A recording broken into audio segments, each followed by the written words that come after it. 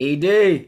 Yo, I feel like one of those like jilted lovers. Like I should probably just get over it. But this huh? week is like a reminder, right? Like Huh? I gotta see him again. I gotta see Defo in different colors. I don't know how I feel about this. I'm glad you explained that because I was trying to see where you were going with that one. But all right, okay.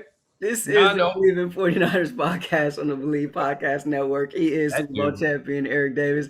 I'm Rahshaun Haylock. Plenty to get to on this show. We're back to talking football, of course. Niners back from a bye as they'll be taking on the Indianapolis Colts. Sunday night football affair, of course. So we'll break that down for you. We'll talk about it. We'll talk about all my feelings towards Defoe and what's transpired since then. And now, hopefully, there won't be a lot of tears on Sunday. At least I hope not, but I don't know. We'll see. So there's that. Quarterback situation as well, because it wouldn't be a Niner season if we weren't talking about the quarterbacks, right? So we got that going for us. Yeah, there's that. And as always, want to continue to encourage you to download, subscribe, rate, and review. We're located wherever you find your podcast. If there is a like or a follow button on your particular podcast subscription service, go ahead and hit that like or follow button. Go ahead and subscribe on YouTube as well. We're now also available on YouTube. Hit us up. Feel free to get involved in the conversation on Twitter. I'm at Haylock. He is at _ Eric Davis _ and on the old Instagram, I'm at Watch Ray Ray. He is at Eric Davis _ That's 4 times in case you're scoring at home.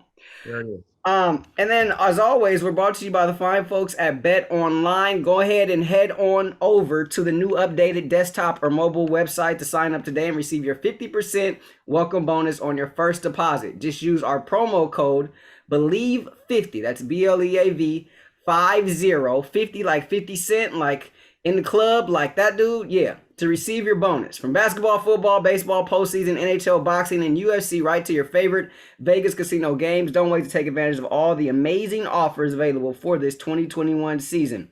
BetOnline is the fastest and easiest way to bet all your favorite sports. BetOnline, where the game starts. He is Super Bowl champion Eric Davis. I'm Rahshaun Haylock. Now, Niners enter this game not in last place, so got that going for us.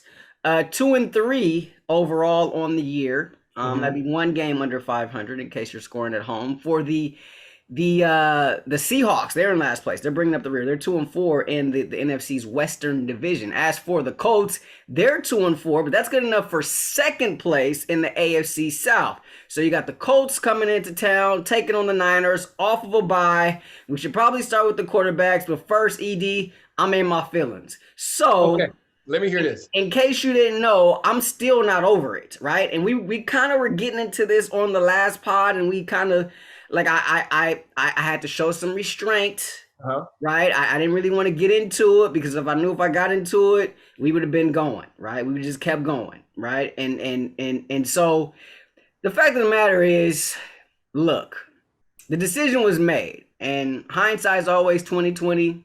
Uh-huh. But even in the moment, I was for keeping Defoe, letting Armstead walk if you have to, or trading him so you can get something in Yeah. return, yada, yada, yada. Anyways, I got a text the other night from a buddy of mine, big time Niners fan. He's like, dude, can we just trade Armstead and Kinlaw for Defoe and bring him back? Because that's essentially what we got out of that deal. Sounds good. I'd sign up for it. Obviously, don't know that that's necessarily on the table. However, the choice was made. I still don't think it was the right choice. I still think if you're throwing money around, you could have threw that money to 99 and had him still be, stalwart on that defensive line, and you could have filled in the pieces where have you. And so he's going to come back to the field of jeans, as you call it, for the very first time wearing different colors. And I mean, he's going to have an impact, right? Because that's just what he does, right? He's an impactful player. That's what he does. And so this is going to be tough to watch Okay. for me on Sunday. What is it you want me to tell you to pacify your conscience? I don't know, man. This is why you're here. I mean, you're like my counselor. This is Okay. kind of what you do. You unknowingly signed up for this. I don't know if you know Yeah, this you're or not. right. I did not know this part. You talking about didn't read the fine print in the contract. Did not know. this was going to happen. But Extolling Rahshaun on a weekly basis. This is the thing that you have to just live with. It's over. Let it go. Deal's been made. Should they have kept the other player? Should it have been Defoe over Armstead? Because those were the choices. They weren't going to pay both of them. Obviously, could have, but they made a decision that they weren't going to pay both of them. So now, who do we sign? They decided to sign Armstead. I've already explained why. He's their guy. They drafted him. They look good if he performs well. He's a number one pick. They're going to give him every opportunity to make them look good. Guys, you talk about getting up in their fields. You draft a guy, you want him to perform well. Yeah. You want to show that you know how to do your job. Yeah. From a coaching standpoint, you want to show that you were correct when you have a hand in selecting the groceries. When at least when you're making a grocery list, you want to make certain that you prepare the meal properly. All of these things come into play. So that's what it is. He's gone. They decided. They made a decision. Let it go. Move on. I said it on the last spot. I'll say it again. Arik Armstead is not playing poorly. He's actually playing really well. You said that. He's actually playing really well. And I think that 99 is going to be fine. He's just hurt right now. His body is not holding up. I mean, he's a big man. You talking about our 99, not Defoe. I'm talking about our 99. And he's playing. That's a big man that plays a grown man position where he's banging heads and banging bodies, and his body's just not completely 100% right now. It's going to be fine. Like I said, I think it'll be a push at the end of the day. Signing Arik Armstead, it was not a mistake. It wasn't a mistake. I wouldn't trade both of those players for Defoe. Fine mistake. He's playing well.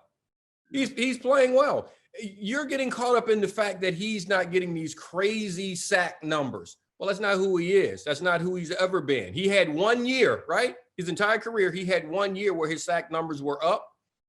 Okay, that's an anomaly. Contract year. But that's an anomaly. That's not who he is. That's not who he is. So every player is going to have that year. And you've heard me say that so many times. Everybody, just like a player will have, that one good year, players will have that one bad year. These things can always happen. Now, the question is, how low is your floor? How low is your floor on that bad year? How high is your ceiling on your good year? And where so that'll tell you your normal range, what you're going to be in between. But he's playing and doing the things that are necessary within the defense, the way they utilize him, what they want him to do. He's doing a good job of it. So the question is not, should they have kept the other guy? It's, you got to look at what the guy that they did decide to keep, how is he playing and how is he being utilized? And was the other guy a guy that you could utilize in that same manner? So there are a lot of different things that come into play, but the number one thing is that he wasn't the guy that they drafted.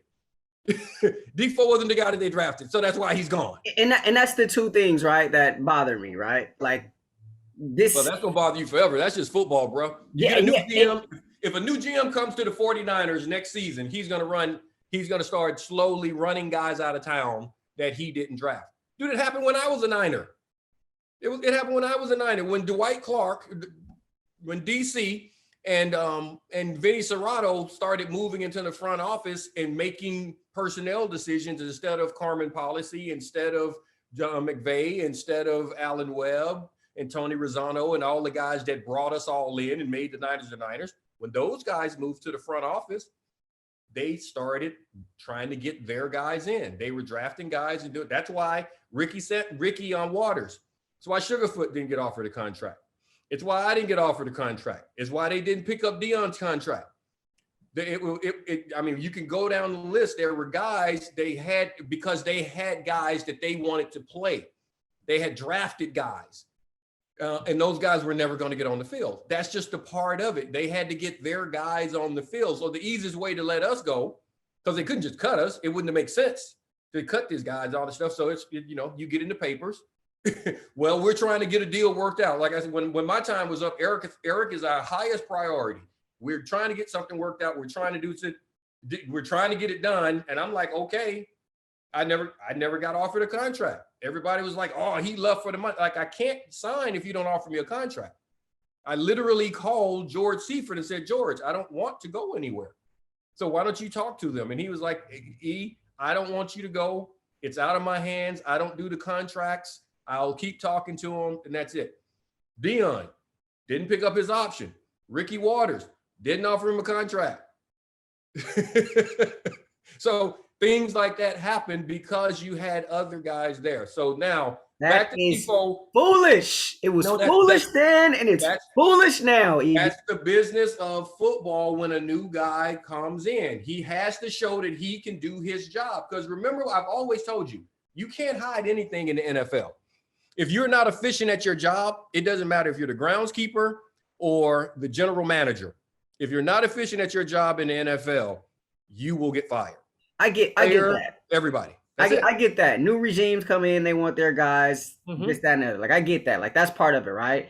Yeah. That part sort of bothers me in a sense because, like, I get it, but at the same time, it's like, who are we talking about here, right? Are we talking about, the 52nd man on the roster? Or are we talking about, like, generation? Like, Dion was a generational talent, right? Like, you put furniture in the building, right? Like, Defoe, when he was traded, was arguably top 2 at his position in the league, only behind Aaron Donald from the Rams, right? So, like, stuff like that is like where do you draw the line? Like, to me, I feel like that's taking it a little bit too far. A, and then B, the other part of that, which bothers me, is you mentioned it earlier, right? Best year of his career, right?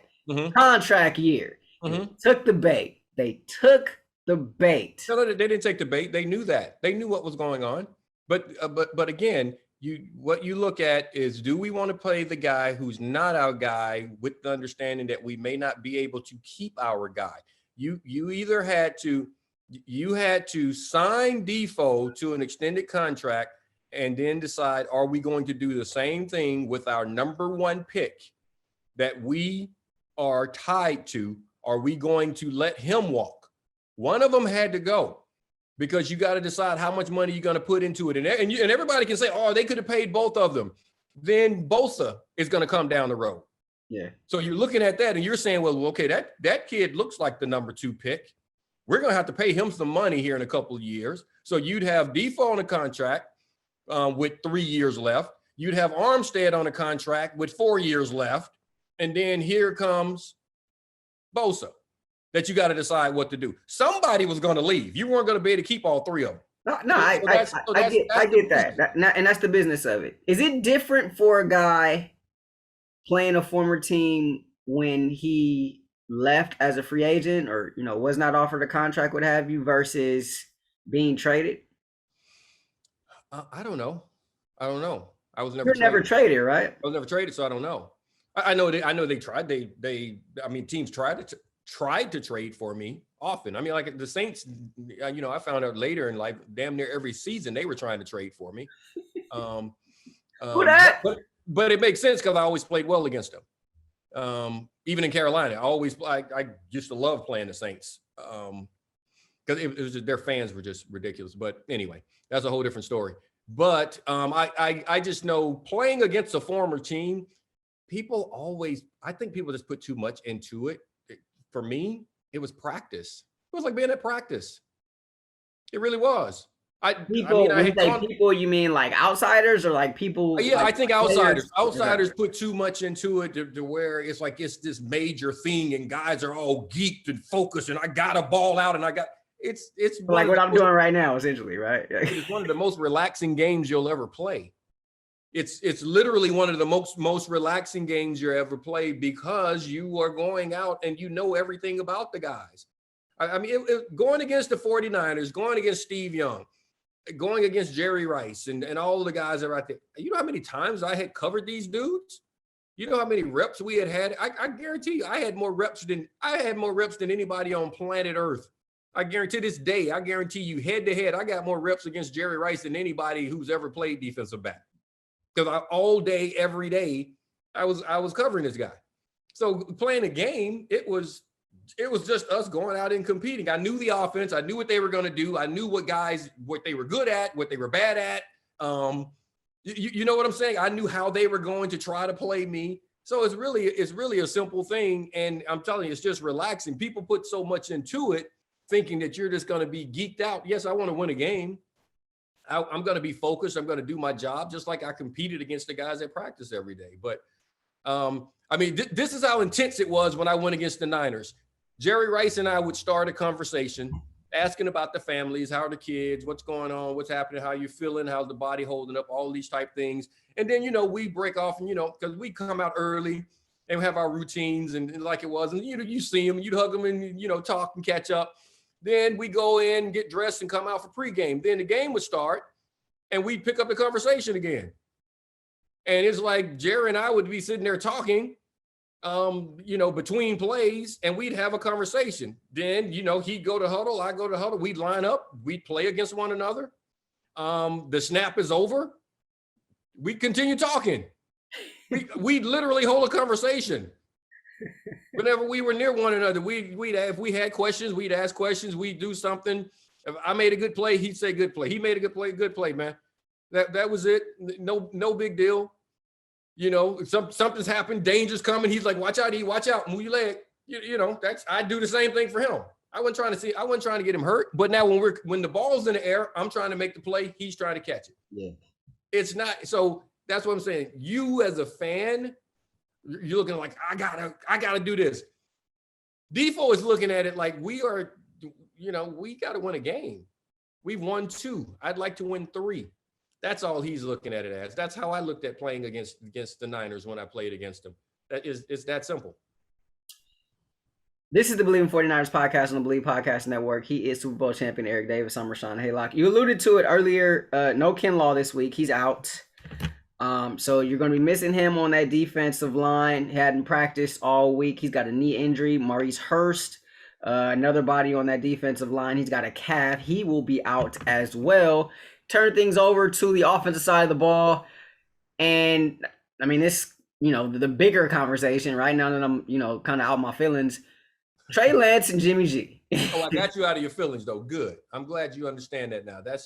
Let that go. Yeah, it's over. Let it go. Whether it was a mistake or not, let it go. Last thing I'm going to say about my time with the Niners, Dwight Clark, actually, Tim McDonald, told me one day that DC actually told him later, this was like a couple years later, he said, you were right. We messed up. I had no idea he was that good. We should never have let him go. Timmy was like, I don't have anything else to say. There's nothing else I can say. Yeah. I can't yell at him anymore. I can't tell him he screwed up. I can't mess with him. Like I need a corner. I can't do what else can I say? So that's where I hope you are with Defo, that you understand. They made a decision, right or wrong, whatever. It doesn't matter. It's done. So now let's go to the quarterback situation. John Lynch called me. Tell me whatever it is. John Lynch, there you go. That'll help me. Now on to the quarterbacks. Jimmy G, Trey Lance. That's it. 5 and 10. 5 and 10. Now on to the quarterbacks. On to the quarterbacks. Waiting on you, John. Waiting on you. That's it. All right. So coming off the bye, so Trey's hurt apparently, right? Coming off the bye, Trey's hurt. He hadn't practiced all week. He finished the game against the Cardinals, however. I'll give you John's number so you can call him. All right. I mean, we need to hash this out. Okay. Right? You guys can hash it out. Maybe hug it out. Just remind me when we finish. Okay. All right. Keep going. So he played the entire game, right? Didn't really show any ill effects of any injury or anything like that. Play the entire game, go through the bye week, come back, practice starts. Jimmy G's on the practice field. No Trey Lance. Where's Trey? Haven't seen Trey. Trey hadn't practiced all week. There's been no sight of Trey. If you read some of the reports from the beat writers and stuff that have been out there watching the early portion of practice. Witness protection? Yeah, the early portion of practice, which, by the way, Trey off in Montana somewhere. And this is so ridiculous, but like honestly, and I want to say it's like this throughout the league. I mean, media is allowed for that first part of practice, and you really get to see nothing. Like you see stretches, maybe Yeah. some individual work, and that's it. Like you're out there for about 15, 20 minutes tops, and then That's that's done on it. purpose. That's Right? actually done Like on purpose. that's intentional, right? Yes, Because that's intentional. coaches don't want you reporting on anything game plan oriented, or if a guy lines up, a certain way on a trick play, this, that, or the other. They don't want any of that stuff out there, right? Coaches are the most paranoid people on the planet. Yeah. So that's done And the intentionally. coaches of the past had all the trees cut down. People couldn't climb trees. So, I mean, for all we know, Trey, after the media left, Trey could have came out there and, maybe went through some stuff, did some side work, what have you. We don't know. But just from what the media saw that was there, they ain't seen Trey. Jimmy is expected to be 100% by Sunday, according to Kyle. Well, no one's 100%. That's a lie. Right? The only time you're 100% is the first day of training camp. But anyway. So Jimmy's going to start. Right, like Jimmy's back in there, so it's like, is apparently Jimmy didn't lose his job, right? I mean, like he's still the guy for now. Who said he lost his job? Well, yeah, I didn't necessarily. We never said that he lost his job, but there was a thought that maybe this would be the beginning of the Trey Lance era, starting a couple of Sundays ago in Arizona. Looks like that's not going to happen now. So here comes Jimmy. Mm-hmm. Is it safe to say, at least for the foreseeable future, that Jimmy's running the show here? No, it's not safe to say. Jimmy never lost his job. At no point did Kyle say that Trey was going to take over. I just personally think it's time for him to take over.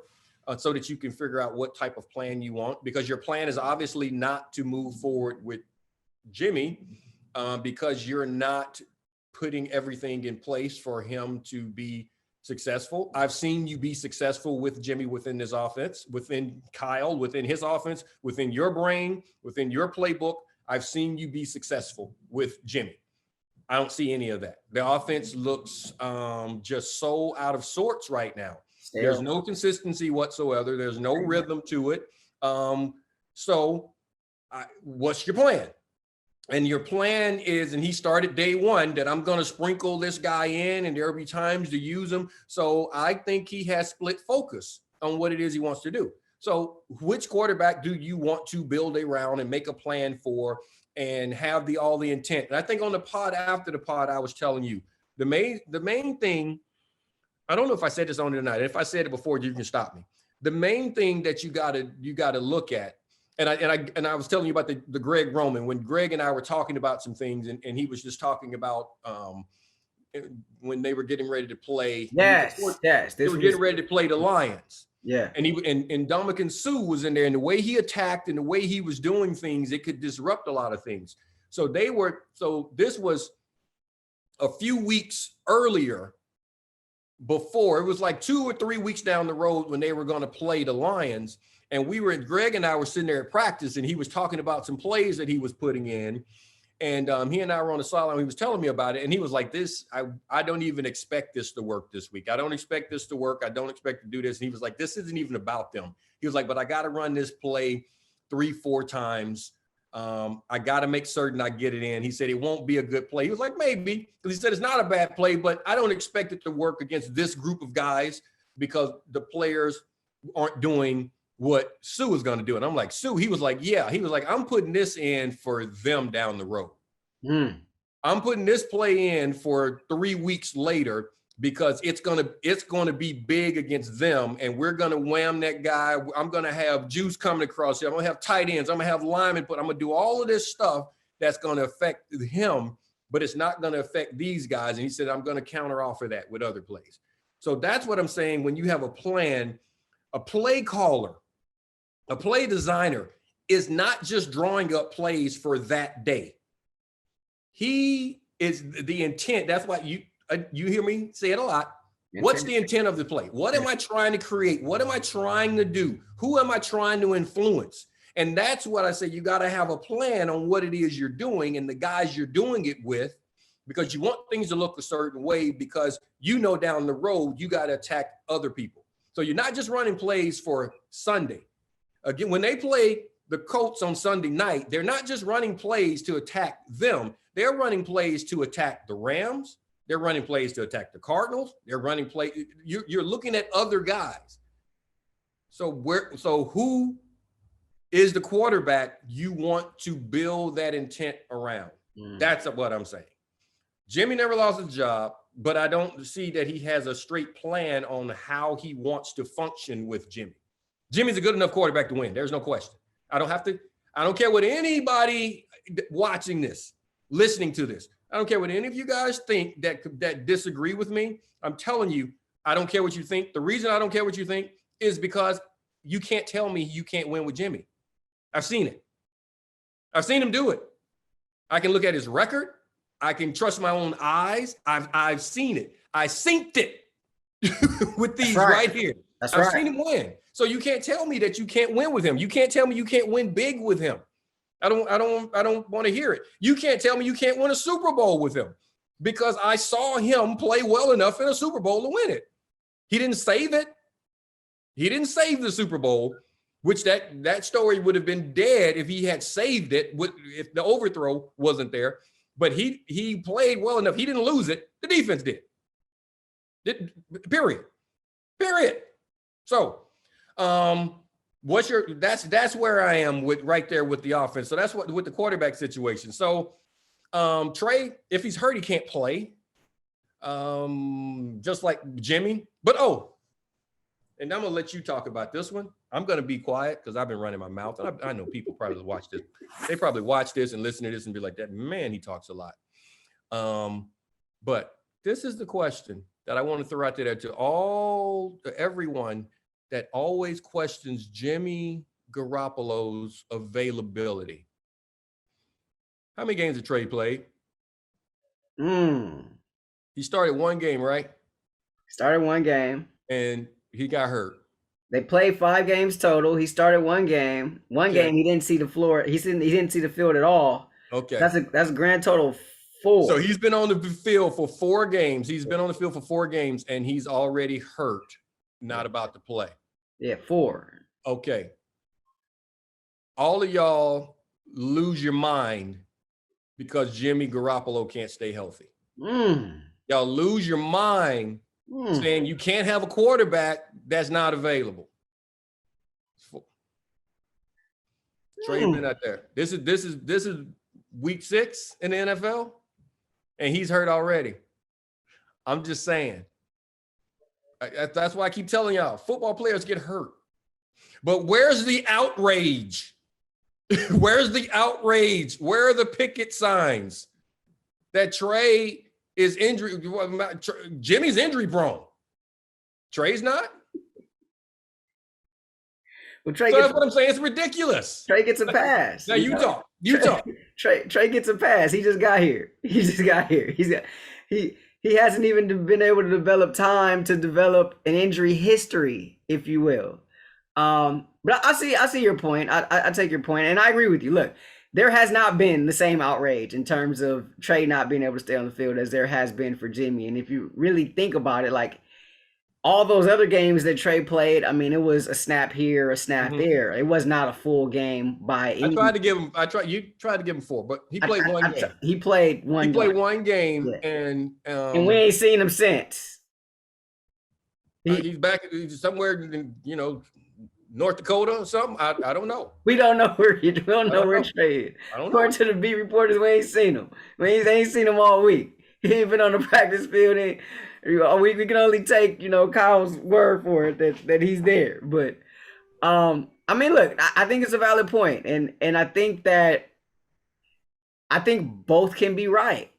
I think that Jimmy does have a history. Like, there's just no 2 ways about it. Like, Jimmy has this history of not being able to make starts. Well, for the Niners, he does. But Jimmy, the only thing that I can say about it, Jimmy Garoppolo's issue is the same thing that Trey did. His first, and Jimmy hasn't done it since. Jimmy tried to run over a full-grown NFL defender, and he blew his knee out Against the Chiefs, his first. He learned that. First Guess what? Year, yeah. Trey Lance tried to run over full-grown NFL defenders, and he learned you can't do that. You're not built to take that. Quarterbacks, it's not even that they're not big and strong, and it's just you got to be calloused for that. And I know he ran the ball in the league. You can't just try to run over everybody like you did in college. You got to learn when to take your shots and when not to. And he's got to learn that. And look what happened. He stepped on the landmine. There was a landmine right on the goal line. Yeah. And he stepped on it and he got blowed up. so that's what happened. But what I'm getting at, since then, Jimmy Garoppolo's injuries, an offensive lineman fell on him. Is that Jimmy's fault? You get injured nonetheless, but that's not Jimmy. That's the offensive lineman. The outrage should be towards the offensive lineman that got forklift. No, seriously. You should be mad at the offensive lineman who wasn't stout enough to keep from getting pushed back onto the quarterback.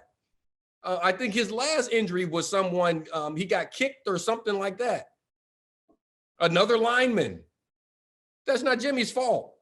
But, now this is coming from the guy who said it's time to play the other quarterback. Yeah, no, and you said it's time to play the other quarterback. I still say it's Jimmy's time. I'm not quite yet there to say it's time to play the other quarterback. Now, talk to me in about 3 or 4 weeks, and we can reevaluate and see where we are at that point. But I think right now at 2-3, the rest of the season in front of you, I still would like to see Jimmy out there. Now, and I'm going to double down on this.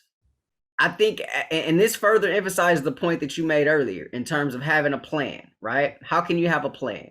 How can you go into this game, with being able to throw things in the game plan with eyes set on who you're going to play 3 weeks from now, 4 weeks from now, and this, that, or the other, without really having a true definition of who your quarterback is going to be.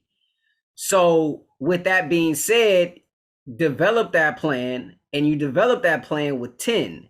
You develop it with Jimmy, and then you can start doing that and going forward, as opposed to having a split focus, as you call it, focused on Trey, focused on Jimmy. And I think go ahead. Question.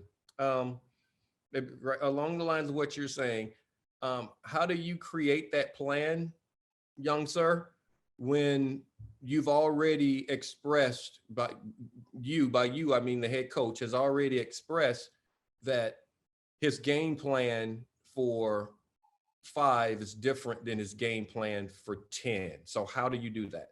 And so that takes me to my next point. And I'm glad you asked that, because I'm at the point now, and I would hope that Kyle has realized this, and I hope that we've seen this through the first 5 weeks prior to the bye, that we don't need the sample sizes anymore. We don't need the little sprinklings of 5 anymore.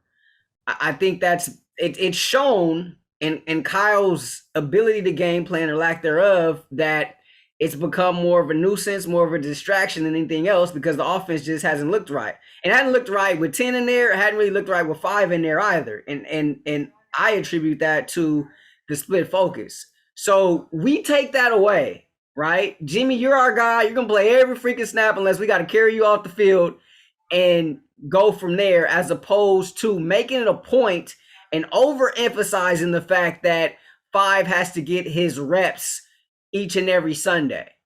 I think we've seen it. I think we've gotten to the point now where we've seen that that's not really working. That's not really helpful. And I don't know that we necessarily need to go that route anymore.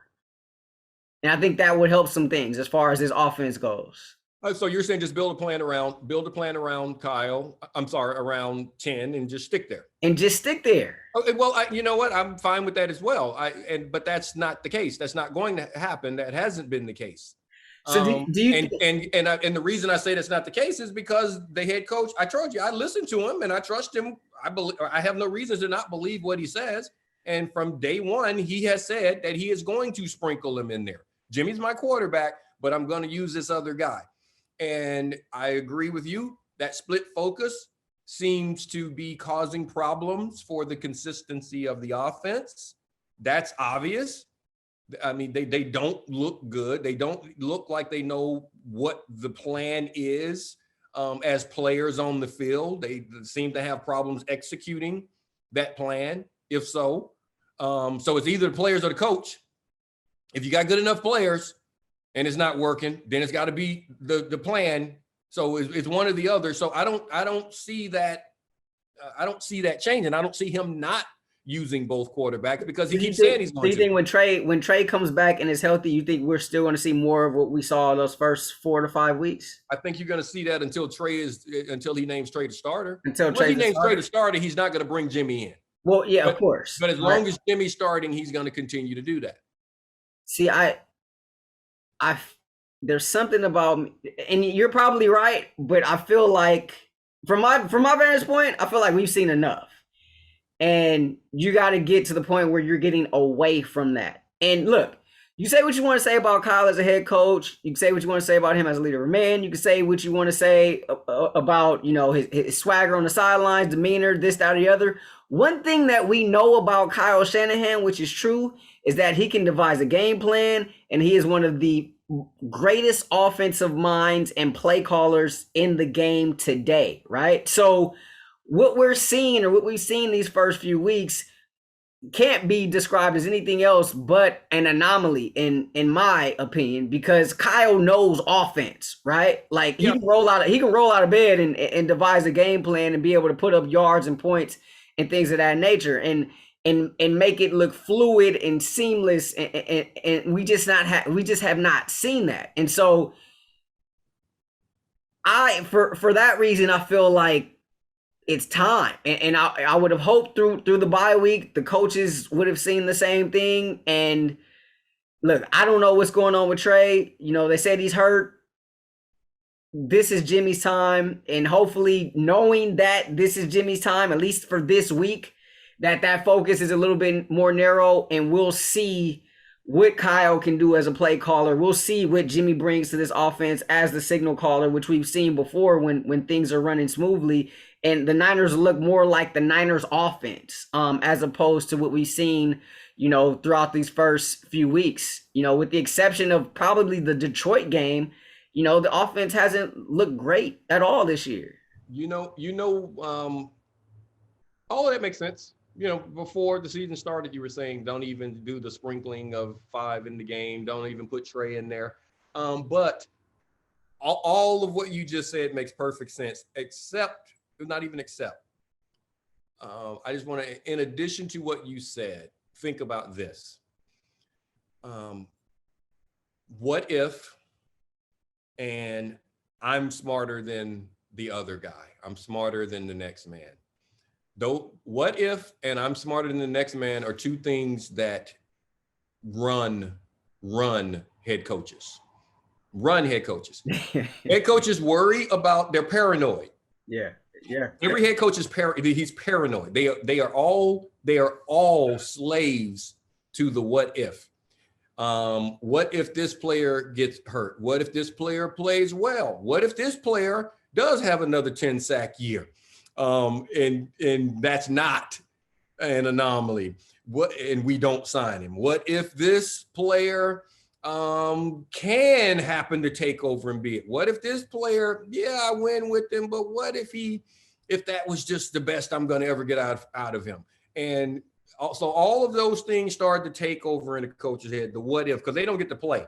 They just go through all these scenarios over and over and over and over, and they question all of these type things and that what if. And then the other aspect of it, like I said, I'm smarter than the next guy.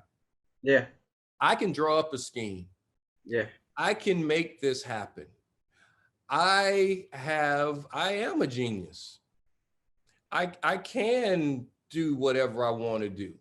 I can outsmart every defensive coordinator. I can outsmart any player on that field. I can set that player up. I don't care if he's an all-pro. I can draw up something to get him out of position. That's what coaches do. Yeah. That's what those two factors are the most influential things that they deal with. Yeah. That the what if, and I'm smarter than. Every coach thinks he's. That's why you see a player go to one team and like, okay, dude can't play, but then he gets picked up by another team, and you're like, God, he still can't play. Yeah. And then he goes to another team. Oh, he still can't play because all of those coaches are like, I'm smarter than the last guy. I could fix him. Yeah, I can fix him. Yeah, I can fix him. As opposed to he just can't play. It doesn't matter what the talent is. Like sometimes you just don't fit. You can't play. This isn't the NFL isn't your niche, but they all think that they can do it. And if you don't believe that Kyle Shanahan falls in that, everyone who's listening and watching, if you don't believe, hopefully you're watching too, but everyone who doesn't believe that, look at the quarterback room last year. Look at the quarterback room. That's a room that was filled with backup players that a coach said, I can fix them. I can make these guys play. I can do things with these guys that no one else can. That's proof positive right there. Just look at the quarterback room from last year. I can make anybody work within this system. I'm smart enough to do that. That can be a nuisance to a coach at times if they don't step back from that and just say, okay, let's figure out the big picture. Let's see what we got. Let's see why things working, and let's play to our strengths as opposed to playing to my strengths. He is Super Bowl champion Eric Davis. I'm Rahshaun Haylock. This is the Believe in 49ers podcast on the Believe Podcast Network. ED's Keys coming up right around the corner. Keys to the Niners and Colts coming up this weekend. Niners, of course, coming off the bye.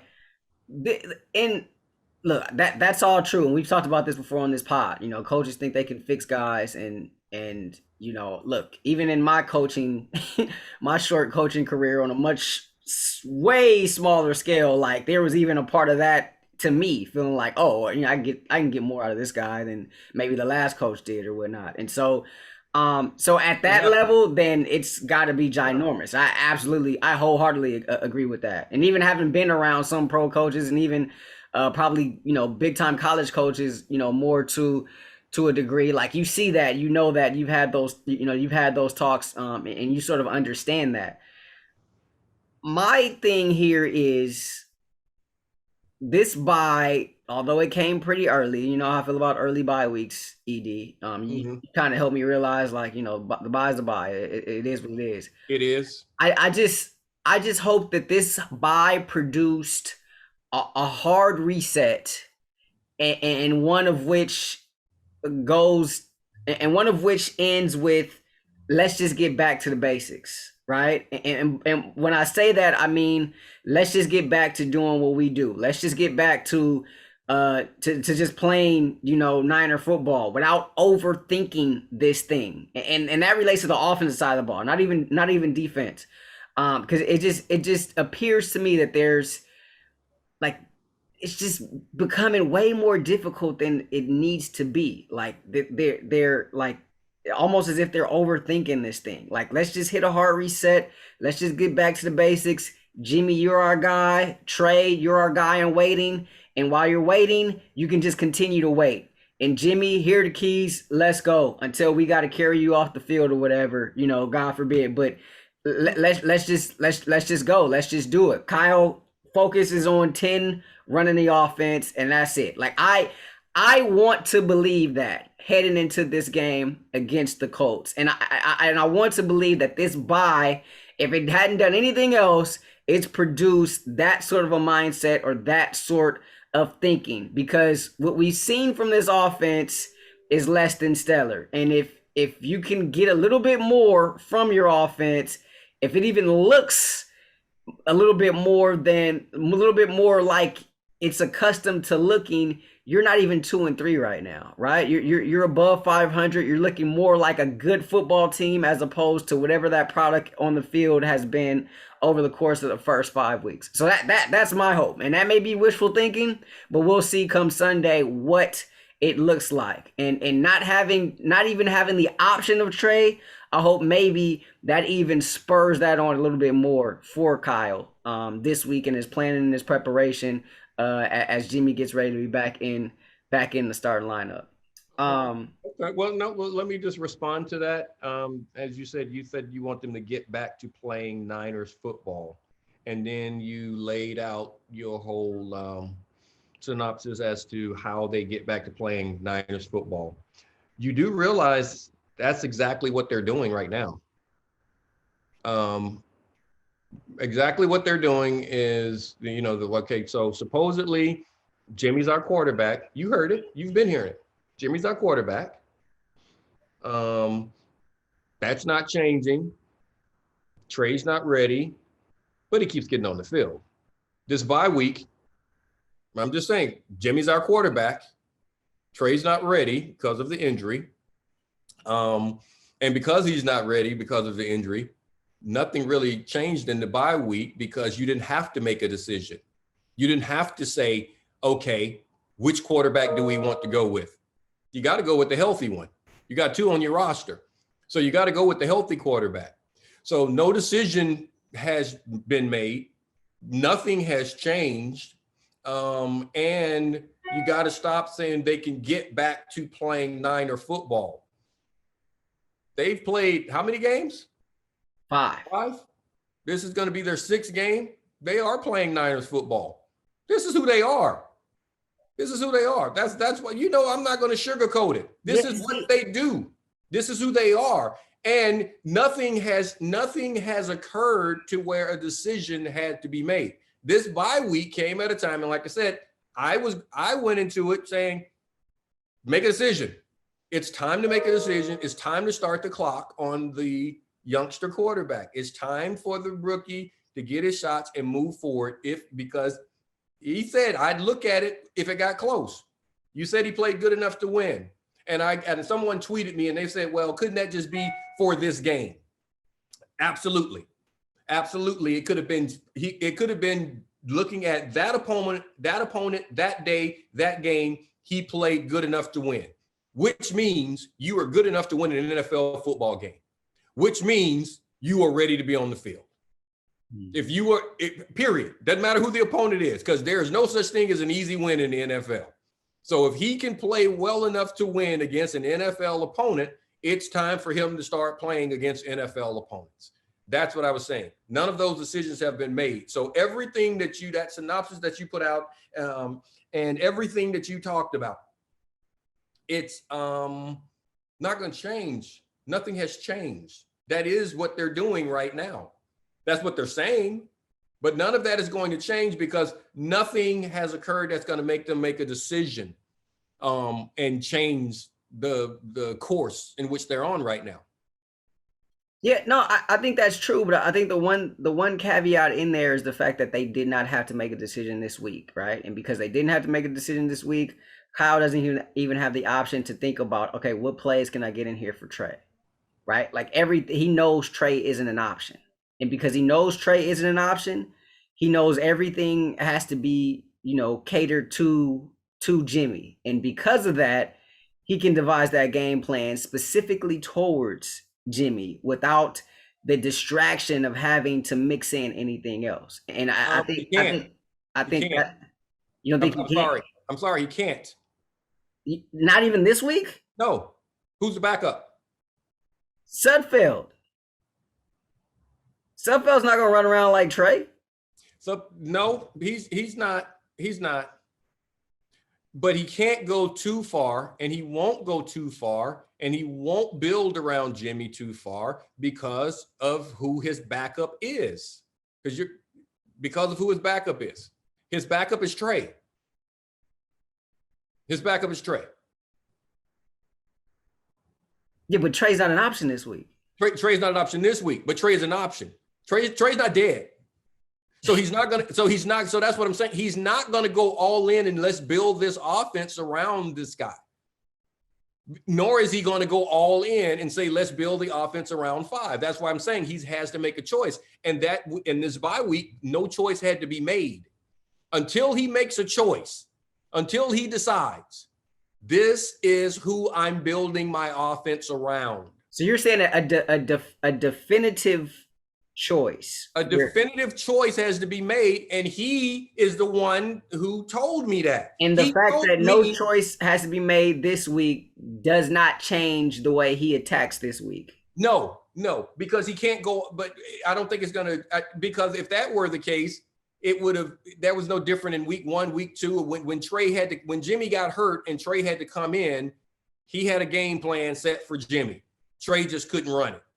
That's what he said, right?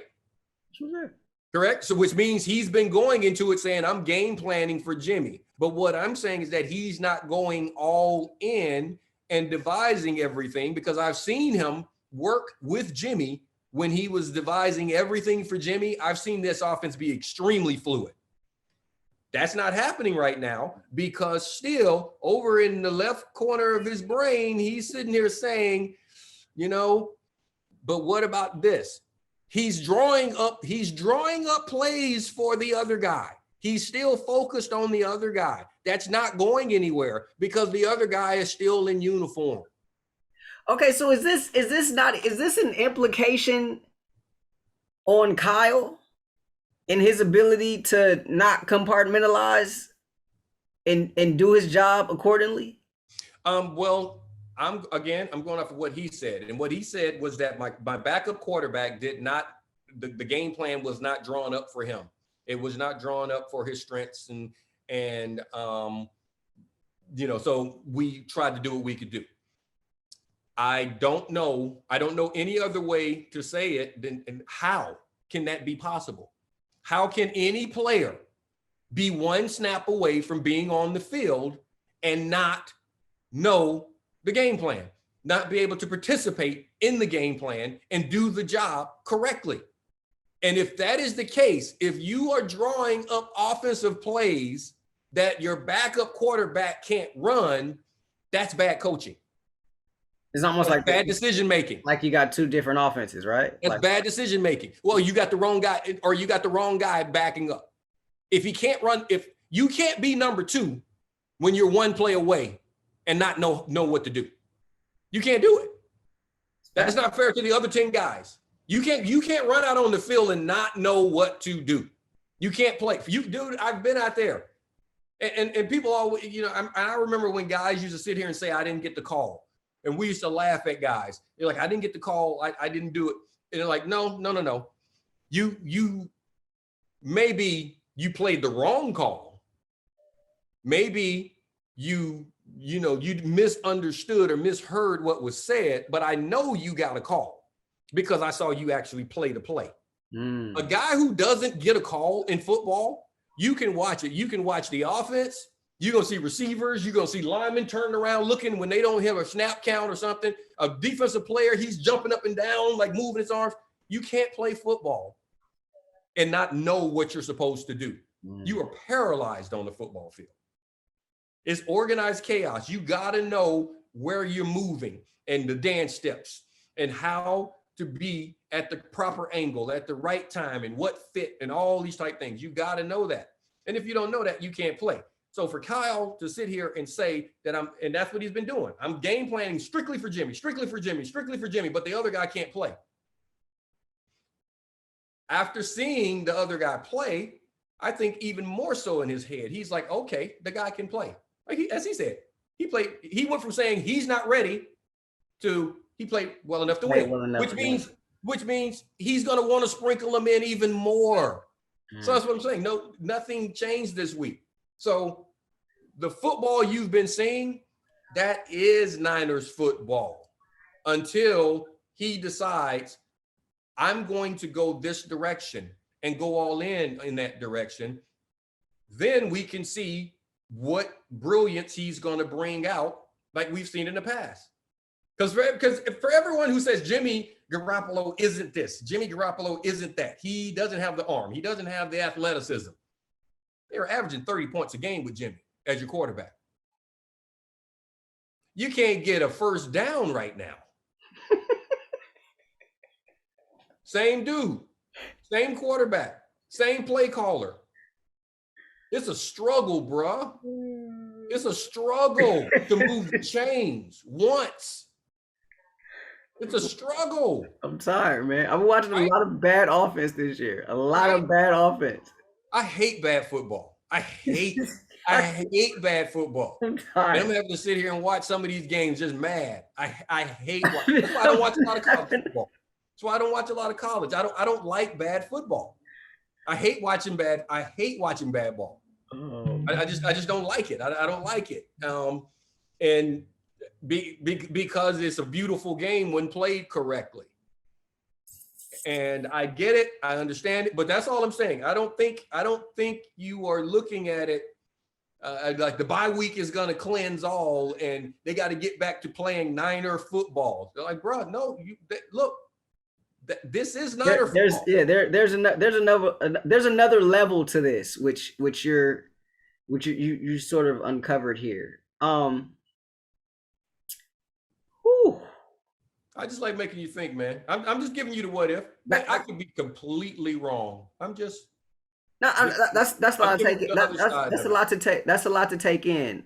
Because it's something that has been circling around, on social media, things of this nature, and I hadn't quite gone that far yet. But now, you uncovering this, there's I think that more eyes should be turned into the direction of Kyle. Well, I told you I have no question. I have no doubts. I'm like you. As far as his coaching ability, Kyle's a good coach. Anyone who wants to sit here and say that Kyle's not a good coach, that's just wrong. His track record shows that he's a good coach. His track record shows that he can win with different types of quarterbacks, different types of styles, with different type of offensive players. It's shown. The guy has been really good in a very tough league for a long time. I know he can do all of that. This isn't about coaching. What did I say? Decision making. Yeah. Decisions. What are you going to do? What choices are you going to make? What plan are you going to put in place? There are a lot of different schemes, a lot of different approaches that win in the NFL. The number one thing is the players believing in it. You can go ahead. Kind of reminds me of potty training, right? Like it's Damn. Either you go or get off the pot, right? I mean, you gotta. Yep. Right. My mama say sometimes it's just time to piss to get off the pot. Yeah. You can't just sit there all day. Yeah, you can't just sit there all day. But back to what I was saying earlier, the what if. Coaches are paralyzed by. They become paranoid by the what if. And that's it. I mean, that could be applied to Armstead and Defoe, all of these type things. Because this, what if we sign this guy and he plays well or he plays poorly? It's not as bad as if we don't sign this guy. This number one draft pick, if we don't sign him and he goes somewhere else and plays well. Yeah. They worry about that. So so it's like, let's sign him and give him an opportunity. Even though he hadn't played what we wanted him to play, he just had a good year. Makes sense. And let's hope he does it again. That's how it works, man. And so Kyle's got to figure that one out, man. I'm just going to sit back and watch and talk about it with you.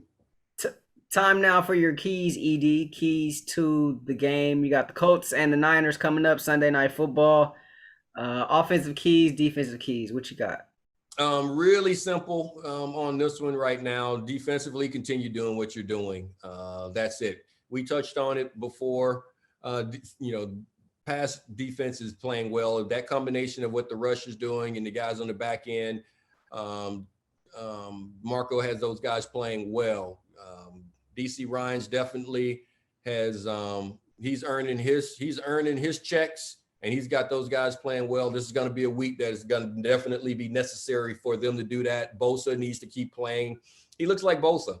He's back. Not sure. He looks like Bosa. I mean, this guy's 5 sacks. He's not worrying about being held anymore. He's getting to the quarterback. You need to continue to do that, harass him. And I think this is a game where they need to get some turnovers. Get some turnovers. Give the offense the short field. We hadn't gotten to the point where I'm like defense score because the offense can't, but give them some easy possessions. Give them some short fields. Help build the confidence of the offense. Defensively, they're good enough to do that. Offensively, we've just spent a whole show talking about it. It's just a plan. It's a plan on what Kyle wants to do. How do you want to approach it? Are you going to take the Rahshaun Haylock approach and just say, I don't have anything to worry about right now, so I'm going to just completely focus? Have you taken that bye week and this week, those 2 weeks, to say, let's go all in on 10 and we are going to get this done? Because you're going against a team. Spent a lot of time talking to the guys this week up in Indy. You're going against a team that views you as a really good football team. They view this team as a really good football team. They view this team, this is a litmus test for them. They are coming in feeling like they're not playing well, and the Colts really, truly should be a get-right game for the Niners. They can't stop. They're not playing good defense. They can't stop the run. This is a game that they should use offensively. You should be able to get those things going. You should be able to get back on track and play that way, but they are going to be up for this game. So match the emotion. Don't allow this team to get a lead on you. Take advantage of the situations that I think the defense will be able to create against this team, and go from there. That's what I think you need to do. Don't allow yourself to be a get-right game for another squad. Week 7 in the NFL to be the Niners hosting the Colts. Sunday Night Football, 5:20 p.m. local kickoff from the Field of Jeans. And, of course, ED and I will have your recap for you here on the Believe in Podcasts, Believe in 49ers podcast on the Believe Podcast Network coming up next week. Very interesting conversation. Give me a lot to think about, ED. Give me a lot to think about. We shall see what happens coming up this weekend, though. However, we want to continue to remind you to download, subscribe, rate, and review. We're located wherever you find your podcast. If there's a like or follow button, go ahead and hit that like or follow button. Also, you can subscribe right here on YouTube if you're watching us as well. And hit us up on social media. I'm at Haylock on Twitter. He's at _Eric Davis _. And on Instagram, I am at Watch Ray Ray. He is at Eric Davis ______. That's 4 underscores, also known as the number of games Trey Lance has played this season. So there's that. Yeah, played in. There you go.